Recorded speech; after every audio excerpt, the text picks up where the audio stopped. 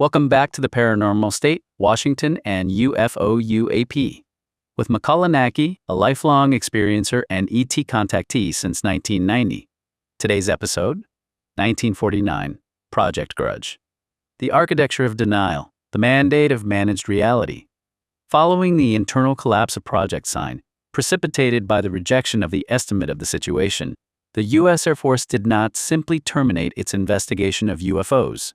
Instead, it underwent a profound institutional metamorphosis. In 1949, Project Sign was dismantled and replaced by Project Grudge, marking the bleak transition from an honest intelligence inquiry into a sophisticated mechanism of psychological and public relations management. Project Grudge was born out of an acute cold sweat institutional panic, a desperate, knee-jerk desire to swiftly and permanently silence the interplanetary heresy that had dangerously taken root among its own military analysts. Its official mandate was never to solve the cosmic mystery, oh no. Its true mission was to thoroughly and aggressively sanitize the historical record. To achieve this grand administrative whitewash, the project adopted a rigid, airtight philosophy of mandatory rationalization. Every single incoming report, no matter how impeccably detailed or heavily corroborated by multi-station radar tracks and seasoned military witnesses, had to be violently hammered into a conventional box. Grudge's analysts didn't investigate anomalies. They played a grim, bureaucratic game of psychological Tetris, forcing square pegs into round holes with reckless abandon. If a pilot or ground radar operator tracked an object executing instantaneous 90-degree turns at hypersonic speeds, Grudge's brilliant minds would casually classify it as a misidentified meteor. Because, naturally, space rocks are well known for stopping on a dime and checking out air bases. If a glowing structured craft hovered silently over a highly classified nuclear installation, it was instantly rebranded as a weather balloon or a cheerful puff of swamp gas. If a veteran combat pilot with thousands of flight hours and a chest full of medals swore they crossed paths with a solid structured vehicle, it was hand-waved away as a casual optical illusion or a fun little bout of mass hysteria. In this wonderfully bizarre alternate reality, the actual collection of actionable national security intelligence was deliberately and cheerfully sacrificed on the holy altar of psychological stability. The Air Force effectively chose to blind its own eyes, deafen its own ears, and whistle loudly in the dark, overwhelmingly preferring a predictable fiction where sovereign skies were entirely empty over the terrifying truth that they were completely, defenselessly exposed. Project Grudge pioneered the tactical, cold-blooded use of skepticism, not as a noble tool of scientific inquiry, but as an instrument of pure, unadulterated bureaucratic control. By aggressively and systematically rationalizing every anomalous report that crossed its desk, the Air Force achieved three devastatingly effective strategic goals. By officially stamping genuine high-strangeness anomalies as utterly mundane occurrences, Grudge buried legitimate discoveries and national security threats within tens of thousands of pages of mind-numbing explained files. It was a masterclass in administrative camouflage, creating a permanent layer of bureaucratic noise that made it virtually impossible for independent researchers, journalists, or congressional oversight committees to distinguish hard reality from state-sponsored fabrication. Project Grudge normalized the toxic practice of assassinating the character and professional competence of the observer. By publicly and privately suggesting that combat pilots, elite radar operators, and seasoned law enforcement officers were hallucinating or prone to misinterpretation, the project neutralized the human intelligence, human component of the UAP problem, implying that a pilot flying a multi-million-dollar interceptor was simply seeing pink elephants. At its cold, calculated core, Project Grudge functioned as domestic psychological information warfare. Its public-facing reports were meticulously crafted to soothe post-war anxiety, without revealing the staggering depth of military confusion, selling the American public or soothing bedtime story that the sky was safe, predictable, and totally devoid of uninvited unknowns. It was a brilliant magic trick. The Pentagon locked the front door of public awareness with a heavy rusted deadbolt, while quietly keeping the private back door locked and bolted to deal with the cosmic reality in absolute secrecy. The true, insidious genius and the absolute tragedy of Project Grudge's grand deception lay in its total, unwavering commitment to its own manufactured mandate.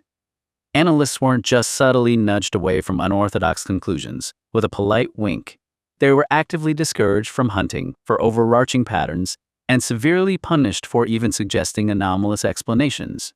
This engineered an airtight, suffocating institutional blind spot where willful ignorance was handsomely rewarded and objective analysis became a blazing, career-ending hazard. Even if an intelligence analyst privately suspected that radar logs, physical trace evidence, and rattled pilot testimonies pointed toward a paradigm-shattering reality, the prevailing culture of grudge made voicing that suspicion a professional death sentence.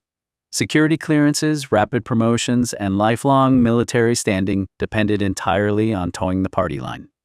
Self-preservation is a powerful drug, and the Air Force was handing it out in gallon jugs.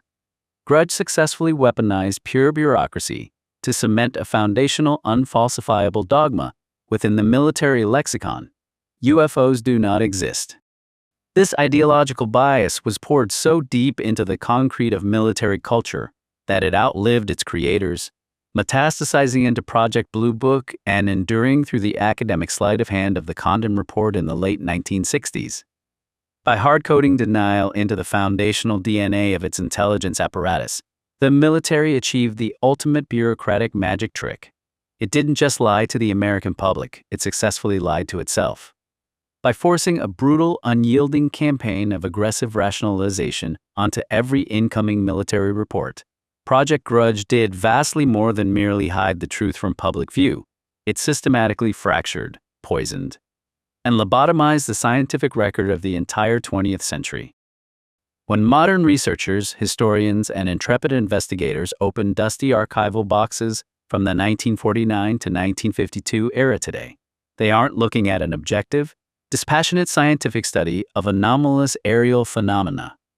They are peering backstage at a meticulously staged theatrical performance of manufactured ignorance, where every memo and press release was a curated fiction, designed to maintain a comforting illusion of absolute control.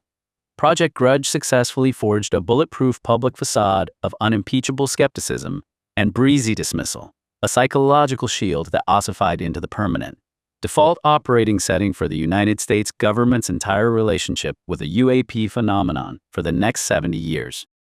In the end, the United States Air Force stood at a profound, historic fork in the road of human civilization.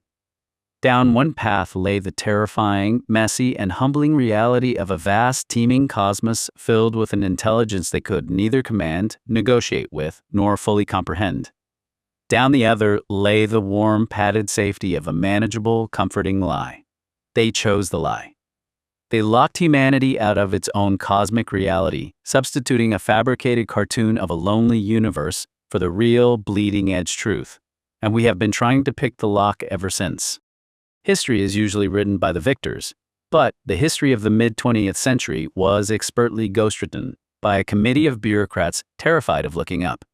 When Project Grudge slammed the door on the estimate of the situation, the defense establishment didn't just tuck a few weird radar tracks under the rug. They effectively put handcuffs on human curiosity and threw away the key. They traded the breathtaking, terrifying wonder of a universe teeming with intelligence for the administrative comfort of swamp gas and weather balloons. Yet, for all their red tape, leaked memos, and decades of high-grade gaslighting, there is a poetic, inescapable justice to the cosmos. Truth is a remarkably stubborn roommate. No matter how many times the Pentagon tried to vacuum up the footprints of the unknown, the skies kept answering back, refusing to stay neatly filed inside a filing cabinet marked classified fictions. The architects of Project Grudge got their peaceful, predictable century, leaving us to inherit a broken map of a heavily guarded reality. But as the locked doors finally begin to rattle, and the archives blow wide open, one delicious irony remains. For all their institutional genius, the most powerful military on Earth spent 70 years proving that while you can legislate reality out of official memos, you can't stop the stars from talking back. To be continued. Watch and listen. Watch the cinematic video trailer. Listen to the full podcast now. Explore the archive Cosmic Awakening Volume 1, 1991, Peru. Journey into the Unknown. Sacred Valley of the Incas. Volume 2, Ascension 2012, The Golden Alchemy. Part 3. The First Contact and the Paranormal State. Join the journey. New episodes drop periodically. Each chapter delivers a tight, hyper-focused 10 to 30-minute exploration into the evolution of ufology, perfect for your daily plunge into decoding hidden messages from outer space, designed to raise awareness and foster human evolution.